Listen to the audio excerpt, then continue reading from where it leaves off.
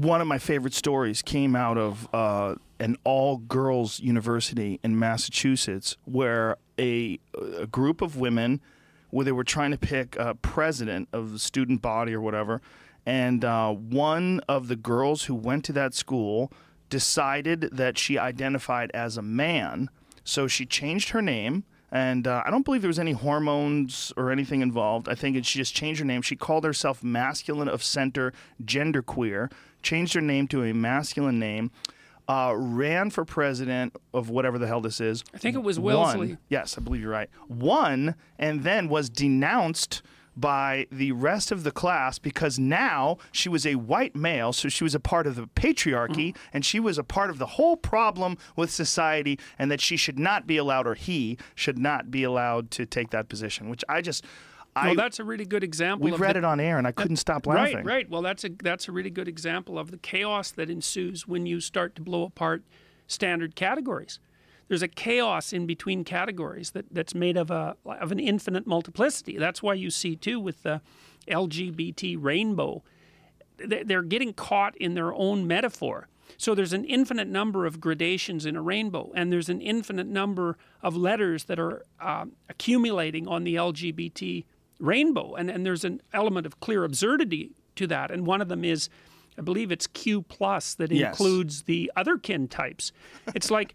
Well, the claim is, well, I'm marginalized, and then that sort of becomes normalized, and then there's a group right outside of that that says, well, I'm marginalized too, and another group says, well, here I am, I'm also marginalized. And there's absolutely no logic. Once you've identified yourself as marginalized, there's no logical way that you can exclude anyone else who regards themselves as marginalized. And so the marginalized, the community of the marginalized expands and expands and expands and expands. And part of the reason for that is that every individual is a multiplicity. And there's an element to every individual that's marginalized. You know, so for example, it's clearly the case that when a child is socialized, there's pros and cons to that. The pros are, the socialization turns the little beastly 2-year-old into a 4-year-old that other children can play with. And that does happen between the ages of 2 and 4 if a child is socialized properly. And then what the child does is kind of turn into a clone of everyone else so that he or she can benefit from being able to interact with everyone else. Now that builds up a certain amount of individuality because kids learn to talk and they learn to play and all that. And it destroys a certain amount of individuality. So everybody sacrifices a certain portion of their peculiarity to become a socialized creature. And some of that's good and some of it's bad. And we know that. That's the standard story of the rebellious adolescent against society for crushing their individuality, right? And there's an element of that that's true. But by the same token,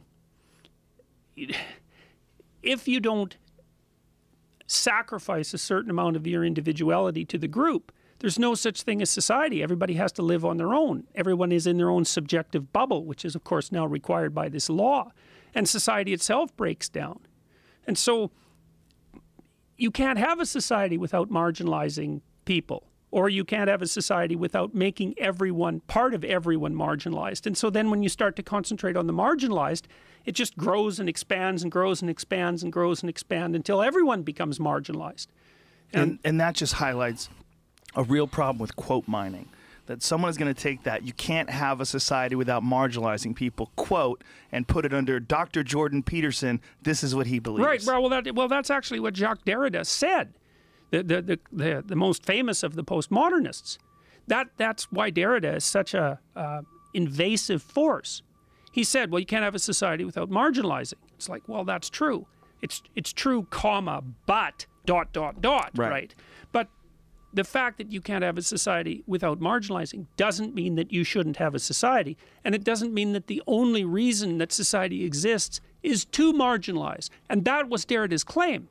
That's what makes him so... He's absolutely pathological to the core, Jacques Derrida.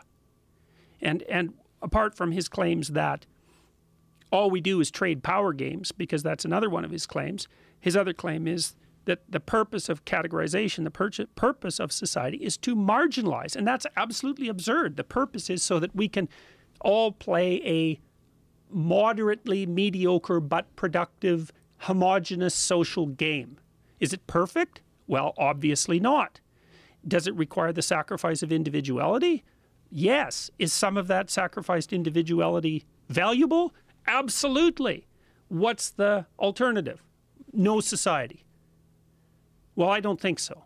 That doesn't seem like a very good alternative to me. Or maybe some sort of egalitarian utopia. Well, yeah, we had 100 years of that and 100 million deaths as a consequence. And so maybe not that either. What we have right now is a flawed system. But it's the best flawed system that anybody's ever come up with. And of course it marginalizes people. How could it not? You know, if kids organize themselves in a playground to play hide and go seek, they've marginalized all the kids that wanted to play tag. Obviously.